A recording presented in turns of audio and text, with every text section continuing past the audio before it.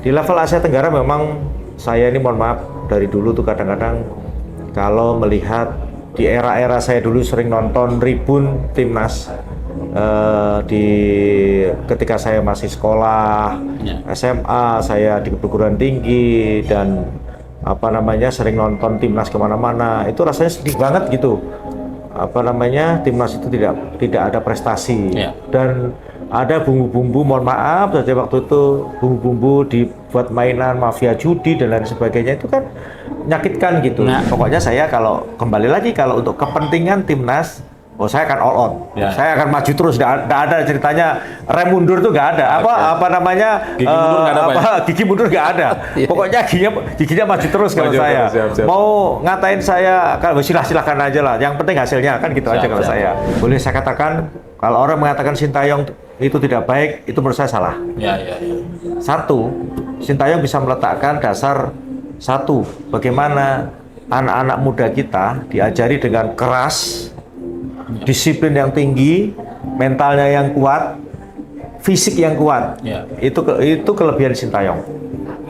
Jadi karena saya ada di dalam, saya harus katakan apa adanya. Memang Sintayong orang keras. Saya pun banyak belajar dari Sintayong. Contohnya begini, dan saya sangat setuju, sangat mendorong pelatih Timnas itu pelatih lokal. Dengan catatan ini, dengan catatan.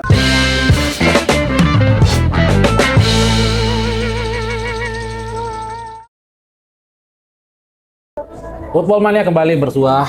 Di kesempatan kali ini kita bersama dengan manajer Tim Nasional Indonesia, Bapak Komisaris Besar Polisi Sumarji. Kesempatan yang akan kita coba manfaatkan untuk mengulik lebih dalam mengenai kondisi Tim Nasional kita, perjalanan selama beliau mendampingi Timnas sejak 2019 Pak sampai sekarang. Selamat bergabung Pak di Football Mania. Kami ingin memulai kesempatan kita kali ini, kami ingin bertanya Pak, Bapak sudah bersama Tim Nasional sejak 2019. Hasilnya seperti kita ketahui sudah luar biasa Pak. 3 dekade kita menunggu Pak Sumarji di pinggir lapangan bisa membawa Indonesia meraih emas SEA Games. Setelah itu di level junior prestasi kita juga sangat luar biasa. Kita bisa bersaing dengan negara-negara raksasa di Asia Tenggara, bahkan di level Asia kita cukup konsisten. Boleh tahu Pak, kunci dari semua ini Bapak bisa menjabat sebagai manajer timnas dengan segala macam resiko, dengan segala macam tantangan sampai akhirnya membawa tim kita bisa seperti sekarang, Pak. Ya, terima kasih ya Mas. Saya apa namanya, ini kebetulan nggak sengaja nih kita ketemu ya. Jadi begini, kalau perjalanan saya selama membawa timnas dipercaya oleh federasi untuk bersama-sama dengan anak-anak, baik itu di level usia muda, junior dan juga senior. Memang kalau kita berbicara pengalaman yang cukup panjang, saya dari 2019 sudah pertama kali dikasih tugas dan tanggung jawab untuk membawa AFF waktu itu di Kamboja juga.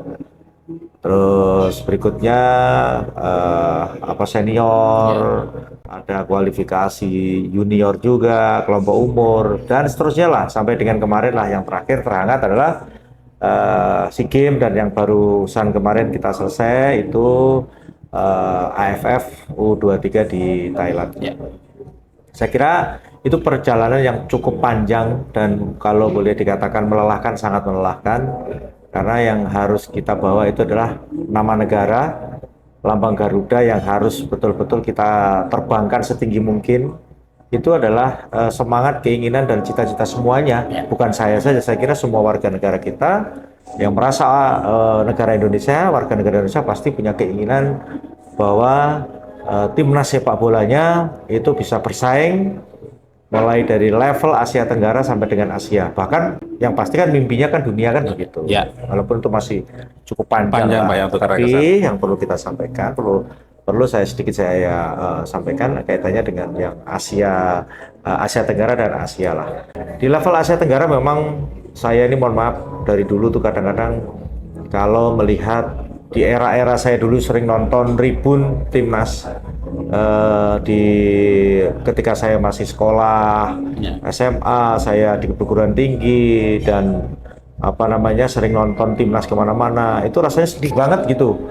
Apa namanya Timnas itu tidak ada prestasi dan ada bumbu-bumbu, mohon maaf saja waktu itu bumbu-bumbu dibuat mainan mafia judi dan lain sebagainya, itu kan menyakitkan gitu. Nah, sementara kita jauh-jauh apa mendukung, tiba-tiba ternyata ada kayak begini. Nah, itulah semangat itu yang selalu melekat di hati saya ketika saya diberikan amanah, ya saya harus fight benar. Saya harus betul-betul bisa mengamankan anak-anak, mengamankan tim ini seaman-amannya dan sesekur-sekurnya. Artinya jangan sampai ada gangguan, jangan sampai ada orang-orang yang memang ada niatan tidak baik mempermainkan ini semua. Ya, kebetulan latar belakang saya polisi, saya bisa komunikasi dengan teman-teman yang ada di cyber, sehingga itu bisa kita kolaborasi gitu. Kita kolaborasi ketika Timnas bermain di mana kita kolaborasikan dengan teman-teman yang ada di cyber, sehingga mohon maaf nih ketika mungkin ada orang-orang yang berniat tidak baik, itulah yang kita pakai gitu. Mungkin selama ini orang tidak publik tidak pernah tahu itu yang kita lakukan. Kenapa?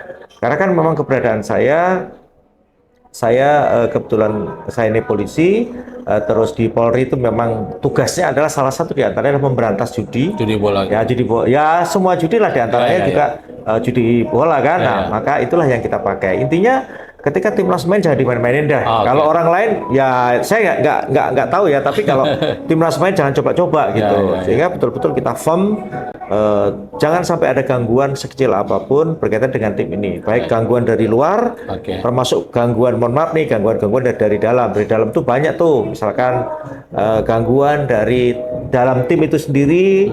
Kalau kita belajar dari sejarah itu kan ada apa namanya official yang aneh-aneh, nakal. Nah, itu bagian saya harus jaga itu semua. Jadi saya belajar dari pengalaman dan saya belajar dari cerita-cerita pengalaman senior yang sudah berada lebih dulu dari saya banyak belajar dari beliau. Belajar dari pengalaman. Jadi menurut Bapak keberadaan tim cyber yang ikut membantu bisa dibilang membebaskan Timnas dari praktik-praktik para mafia judi, di mana pertandingan Timnas kita bisa katakan itu clear Pak ya dari campur tangan. Ya harus ya selama ini alhamdulillah kan mesti dilihat kan. Siap. Selama ini belum juga ada indikasi atau ditemukan adanya pelanggaran-pelanggaran orang yang mempermainkan Timnas Indonesia ya. Ketika bermain itu ada yang mempermainkan dari sisi luar gitu. Ya itu yang kita selalu kita komunikasikan. Saya ingin sedikit Pak ke soal pribadi. Posisi seorang manajer Timnas itu tidak kalah panasnya Pak dengan head coach Pak ya. Sorotan publik, sorotan para pecinta bola itu hampir setiap saat. Timnas menang kita disanjung, Timnas terpuruk ya kita orang pertama yang harus menerima itu. Bapak membawa nggak kehidupan pribadi Bapak resiko sebagai seorang manajer Pak? Di media sosial atau di mana harus terlibat konfrontasi langsung, mengganggu nggak Pak? Yang pertama sebenarnya kalau dikatakan sedih, sangat sedih. Iya Pak. Berat, sangat berat. Kenapa? Kalau hanya saya tipe orang yang tidak senang dieluk-elukan, saya tipe orang begitu. Saya tidak suka dieluk-elukan. Saya kepingin hidup normal saja. Yang yang membuat kadang-kadang saya itu sedih, kadang-kadang ini tuh saya udah berbuat gitu ya. Tapi kok nyinyirannya kayak begitu, buliannya kayak begitu, macam-macam lah gitu. Tapi itu sekarang ini saya sudah punya cara gitu. Saya tidak akan pernah mengaktifkan media sosial saya ketika situasinya tidak baik gitu. Saya biarin aja udah. Saya tidak pernah membaca dan sampai saat ini pun paling saya hanya upload seadanya saja. Ketika saya lagi apa begitu saja. Ada tanggapan baik, alhamdulillah. Enggak, juga saya biasa saja gitu. Artinya itu memang sengaja saya buat. Kenapa? Karena kalau saya ikuti perkembangan di media sosial itu, apalagi berkaitan dengan mungkin bulian terhadap pribadi saya, bisa stroke saya. bisa stroke saya. Saya ini contoh nih.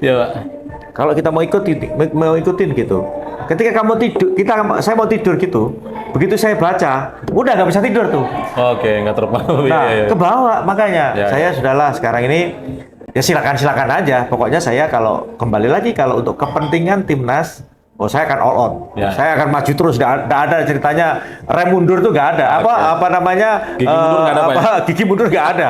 Pokoknya giginya maju terus kalau Maju saya. terus, siap. Mau ngatain saya, kalau silakan aja lah. Yang penting hasilnya kan gitu aja kalau saya. Sintayong dengan Bapak ibarat duet yang sangat baik, Pak ya. Iya. Saling menutupi, saling melengkapi. Banyak yang menilai Sintayong itu sangat keras, Pak. Sangat tegas ya. Punya karakter lah terhadap pemilihan pemain dan penentuan Iya. tim. Bapak sendiri dilibatkan nggak Pak dalam untuk pengambilan keputusan memanggil pemain ini, mencoret pemain ini dan lain-lain sebagainya Pak di timnas itu? Yang pertama, saya pribadi, saya ini di sepak bola sudah lama dan saya berganti-ganti pelatih baik di klub. Saya kebetulan ada di Bayangkara, Ya. ganti-ganti pelatih. Boleh saya katakan, kalau orang mengatakan Sintayong itu tidak baik, itu menurut saya salah. Ya. Satu, Sintayong bisa meletakkan dasar satu, bagaimana anak-anak muda kita diajari dengan keras, disiplin yang tinggi, mentalnya yang kuat, fisik yang kuat. Ya. Itu kelebihan Sintayong. Jadi karena saya ada di dalam, saya harus katakan apa adanya. Memang Sintayong orang keras. Saya pun banyak belajar dari Sintayong. Contohnya begini, Sintayong nggak mau dia, misalnya kita contoh A, ya A, merah, putih gitu, hitam gitu. Ya. Artinya tidak bisa juga diintervensi, dicampuri, nggak bisa. Itulah Sintayong. Ya. Saya banyak belajar dari Sintayong, dan karena saya banyak belajar dari Sintayong, itulah yang kebaikan-kebaikan yang ada selama ini dijalankan sama Sintayong, itu ilmu saya untuk kedepannya gitu, untuk perbaikan sepak bola di kita. Karena kalau kita ini masih, mohon maaf aja, masih suka kanan kiri itu, ada abu-abunya, nggak akan maju sepak bola. Karena itu tadi contoh, kalau ini mohon maaf nih, contoh misalkan anak ini baik gitu, terus dia tidak disiplin, masa harus dibiarin? Ya. Potong, itu benar gitu. Terus anak ini memang disiplinnya baik, terus pinter, tapi mentalnya nggak bagus, ya potong. Nah, memang harus seperti itu. Ya. Dan terakhir mungkin Pak, kita kan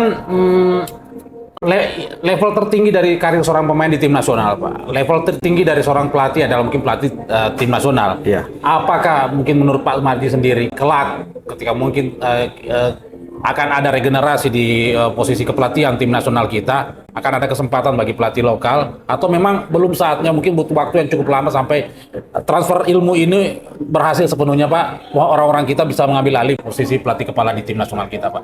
Saya sepakat dengan pertanyaan itu, dan saya sangat setuju, sangat mendorong pelatih timnas itu pelatih lokal.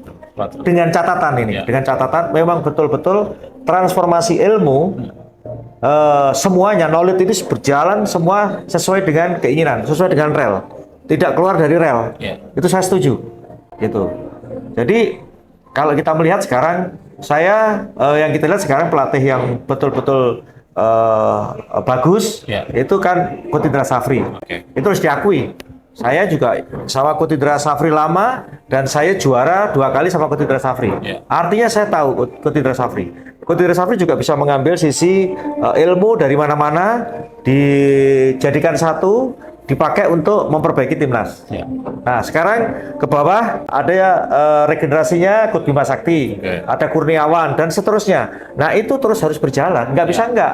Memang harus ke depan namanya pelatih yang pelatih kita punya jiwa nasionalisme yang tinggi, itu harus bawa timnas, dan itu harus melambung tinggi, terbang tinggi. Itu yang mimpi-mimpi saya ini, mohon maaf ya, mimpi-mimpi saya. Saya tentu tidak akan pernah membeda-bedakan antara pelatih lokal, pelatih asing, tidak. Semua itu jadi satu. Saya tidak akan pernah melihat itu. Yang saya lihat satu, siapapun orangnya, ketika membawa timnas harus prestasi. Nah, itu aja. Baik, Football Lovers, kita akan terus mengikuti perjalanan tim nasional kita, tim Garuda bersama Pak Sumarji. Semoga kedepannya timnas tetap berkibar, bisa berprestasi, mimpi kita ke Piala Dunia. Mudah-mudahan bukan hal yang mustahil, kita bisa wujudkan itu. sama siapapun nantinya akan berada di balik pelatihan dan berada di balik manajemen tim nasional kita, Merah Putih tetap berkibar tinggi di lapangan. Demikian dulu perjumpaan kita, sampai bertemu di episode-episode berikutnya. Sekian dan terima kasih. Salam olahraga. Salam tradisi. Salam tradisi.